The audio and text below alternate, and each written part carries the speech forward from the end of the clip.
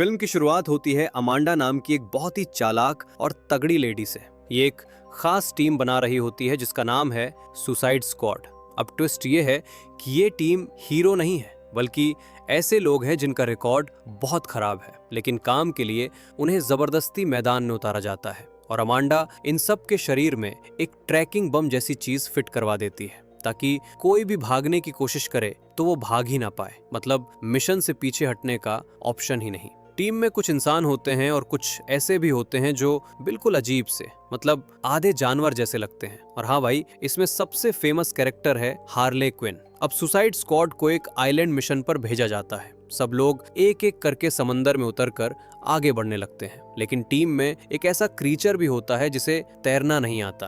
वो पानी में बहुत परेशान हो जाता है। तभी एक बंदा सेवेंट उसे बचाने के लिए आगे जाता है, लेकिन हालत बहुत बिगड़ जाती है और वो क्रीचर बच नहीं पाता। अब उसी समय सामने से आइलैंड की मिलिट्री फोर्स आ जाती है और तभी स्क्वाड का एक मेंबर ब्लैक गार्ड अचानक हाथ ऊपर करके चिल्लाने लगता है, जैसे सरेंडर कर रहा हो या कुछ सेट कर रहा हो। लेकिन मिलिट्री वाले उसे देखते ही एकदम एक्शन में आ जाते हैं और वहीं अफरा तफरी मच जाती है। अब हार्ले क्विन भी पीछे नहीं रहती। वो फटाफट अपनी गन निकालती है और जवाब देना शुरू कर देती है। इसके बाद तो भाई पूरा सीधा धमाल वाला सीक्वेंस हो जाता है। स्क्वाड के कुछ लोग अपने अपने तरीके से लड़ते हैं, लेकिन मिलिट्री भी इतनी भारी होती है कि स्क्वाड की हालत टाइट हो जाती है। इसी बीच एक और मेंबर TDK आता है जो अपना अलग ही जुगाड़ दिखाता है। वो अपनी बाहें अलग करके सामने वालों को डिस्ट्रैप करने की कोशिश करता है ताकि टीम को टाइम मिल जाए, लेकिन कुछ खास फायदा नहीं होता। अब यहाँ से कहानी का असली ट्विस्ट आता है। एक बंदा सेवन डर कर भागने की कोशिश करता है, लेकिन अमांडा पहले से तैयार बैठी होती है। वो तुरंत उसे रोक देती है और साफ मैसेज दे देती है कि भागोगे तो बचोगे नहीं।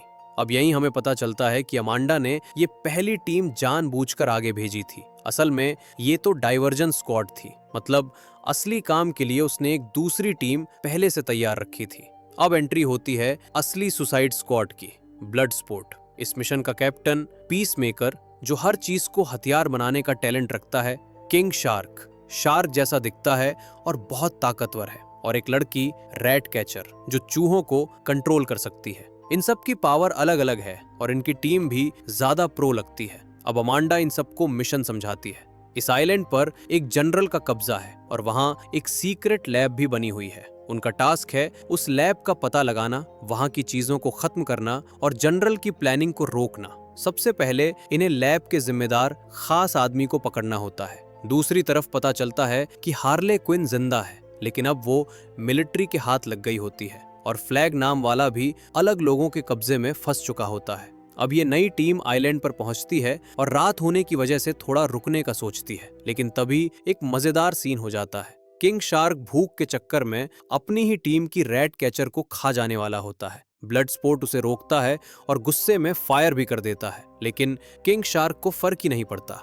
रैट कैचर अपने चूहे बुलाकर उसे डराने की कोशिश करती है, लेकिन उल्टा ब्लड स्पोर्ट ही चूहों से डर जाता है। फिर रैट कैचर प्यार से किंग शार्क को समझाती है, देखो हम दोस्त हैं, टीम है, ऐसे मत करो। और किंग शार्क धीरे धीरे समझ जाता है। अब अमांडा का कॉल आता है और वो कहती है फ्लैग को बचा कर लाओ। अब पूरी टीम निकल पड़ती है। रास्ते में इनके सामने आइलैंड के कुछ लोग आ जाते हैं और फिर शुरू होता है इनका एक्शन मोड। पीस मेकर भी अपना स्टाइल दिखाता है। ब्लड स्पोर्ट उसे सही तरीके से लड़ना सिखाता है और टीम धीरे धीरे मिशन में आगे बढ़ती है। अब जैसे ही टीम आगे बढ़ती है, ब्लड स्पोर्ट भी फुल एक्शन में आ जाता है और ताबड़तोड़ फायरिंग शुरू कर देता है। इसी बीच टीम में एक और बंदा होता है, पोल्का डॉट मैन, जिसका स्टाइल ही अलग होता है। वो अपने शरीर से अजीब तरह के एनर्जी शॉट्स निकालकर सामने वाली झोपड़ियों की तरफ मारता है। और भाई पीस मेकर तो जैसे मौका ढूंढ रहा था, वो सामने आते ही फुल स्वैग में लड़ाई करने लग जाता है। लेकिन तभी सबको एक बड़ा झटका लगता है। असल में जिन लोगों को ये लोग दुश्मन समझकर लड़ रहे थे, उन्होंने फ्लैग को कैदी नहीं बनाया था, बल्कि उसकी जान बचाई थी। अब वहां उसी ट्राइब की चीफ आती है और गुस्से में बोलती है, तुमने बिना समझे हमारे लोग मार दिए, हम तो खुद जनरल के खिलाफ हैं। अब माहौल गर्म हो जाता है, लेकिन फ्लैग बीच में बोलता है, रुको, जब हमारा मिशन और इनका मिशन एक जैसा है तो लड़ाई का फायदा क्या। बहुत मुश्किल से टीम ट्राइब वालों को शांत करती है। इधर दूसरी तरफ हार्ले क्विन को मिलिट्री पकड़कर सीधे जनरल के पास ले जाती है। जनरल हार्ले को देखकर पूरा फिसल जाता है और बोलता है, अगर तुम मुझसे शादी कर लो तो मैं राष्ट्रपति बन जाऊंगा। देश वालों को लगता है कि लीडर का शादीशुदा होना जरूरी है और फिर हम मिलकर सब कुछ कंट्रोल करेंगे। हार्ले पहले तो थोड़ी देर को ललच जाती है, लेकिन अगले ही पल उसे समझ आता है कि ये बंदा अंदर से बहुत खतरनाक है और फिर हार्ले अपना ही गेम खेल देती है। वो जनरल को वहीं खत्म कर देती है। अब जनरल गया और पावर के लिए नया बंदा लाइन में लग गया, मैथ्यू। मैथ्यू सोचता है कि अब रास्ता साफ है, अब वही लीडर बनेगा और हार्ले उसे फिर से पकड़कर जेल में डाल दिया जाता है। अब वापस आते हैं सुसाइड स्क्वाड पर। टीम शहर में एंट्री करती है और बस में बैठकर सब अपने अपने किस्से सुनाते जाते हैं कि कौन पहले क्या था, कैसे जिंदगी उल्टी पुल्टी हो गई और अब यहाँ तक आ गए। फिर सब एक क्लब में पहुंचते हैं जहां थोड़ी देर के लिए वो लोग मिशन भूलकर मस्ती करते हैं, गाने, डांस, सब कुछ। लेकिन तभी उनकी नजर एक बंदे पर पड़ती है जिसके सिर पर अजीब सा डिवाइस लगा होता है। उसी टाइम वहां मिलिट्री भी मूव करने लगती है। अब ब्लड स्पोर्ट एकदम शांत दिमाग से प्लान बनाता है और उस डिवाइस वाले बंदे को रैट कैचर और पोल्का डॉट मैन के साथ चुपचाप बाहर निकाल लेता है और सामने से मिलिट्री को रोकने का काम करता है पीस मेकर। इसी बीच फ्लैग और मिलिट्री को भी पता चल जाता है कि हार्ले अभी जिंदा है। अब एक जबरदस्त फाइट होती है, गाड़ियां टकराती हैं, रास्ता ब्लॉक होता है और अफरा तफरी मच जाती है। लेकिन मजेदार बात यह कि ब्लड स्पोर्ट, पीस मेकर और फ्लैग तीनों इस पूरे सीन से बिना ज्यादा नुकसान के निकल जाते हैं। अब तय होता है हार्ले को छुड़ाना है। हार्ले इस वक्त मैथ्यू की कैद में होती है।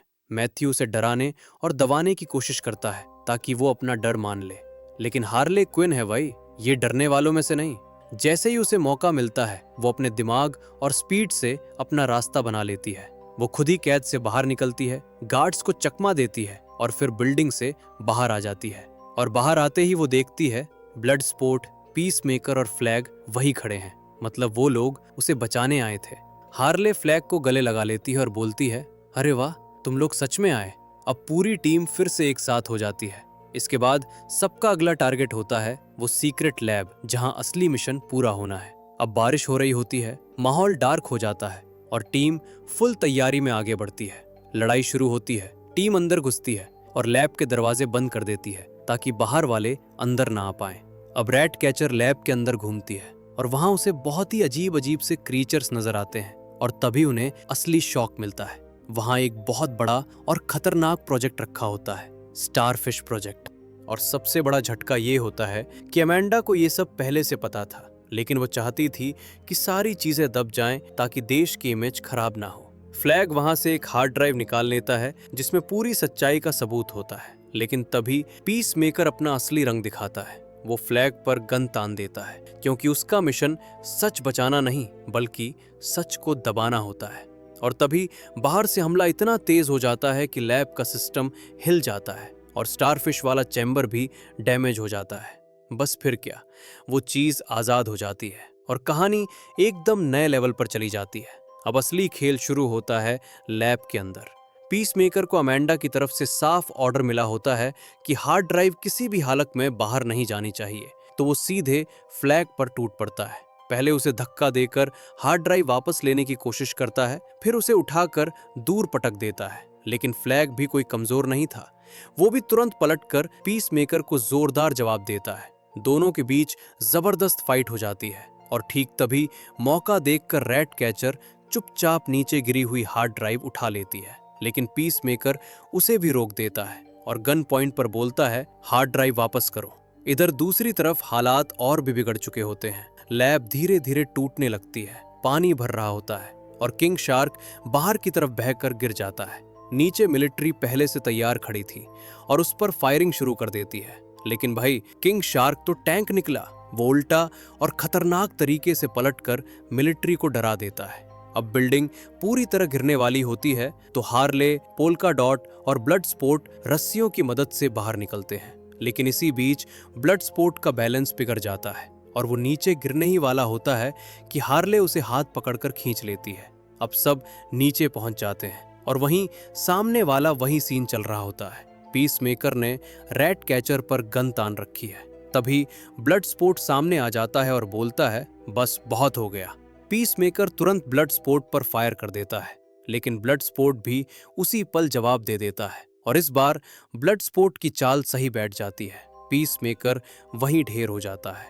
अब रैट कैचर रोते हुए पूरी बात बताती है कि ये स्टारफिश वाला प्रोजेक्ट कितना बड़ा खतरा है और हार्ड ड्राइव में पूरे सबूत है। और तभी स्टारफिश वाला असली खतरा बाहर निकल आता है। वो इतना बड़ा होता है कि पूरा शहर हिल जाए। मिलिट्री उस पर गोलियां चलाती है लेकिन फायदा नहीं होता। उल्टा वो अपने छोटे छोटे स्पॉन्स छोड़ देता है जो मिलिट्री वालों पर चिपक जाते हैं और उन्हें कंट्रोल करने लगते हैं। अब शहर में पूरा हल्ला मच जाता है।